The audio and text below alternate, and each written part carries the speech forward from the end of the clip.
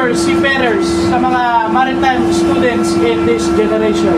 Ang masasabi ko lang sa aspiring future seafarers, sa mga nag-aaral pa lang ngayon, at saka sa iba kakasimula pa pag-aaral, pag-isipan yung mabuti bago kayo kumuha ng kursong ito.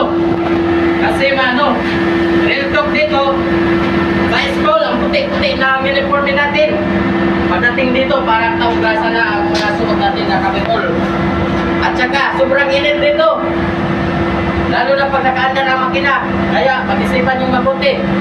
At saka, pag-isipan nyo at itanong sa sarili, kaya mo bang iwalay sa pamilya na matagal? Kasi 50% ng buhay nyo nandito sa laot. Wala kayo sa mga importanteng okasyon, events ng buhay ng mga pamilya nyo. Kaya hindi nyo magabayan ang mga anak ninyo. At saka, kung hindi ka sanay sa patiging lonely, mag-isip-isipan mo na. Yun guys, laki nga nagsahod dito. Pero, yung tunay mong kaligayahan, wala na.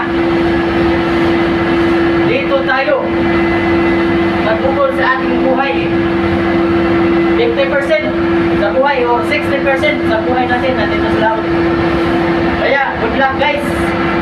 Shout out kay Idol paring Jeremy Pedrosa sa sikat na content creator dyan sa Milijan. Ano nyo?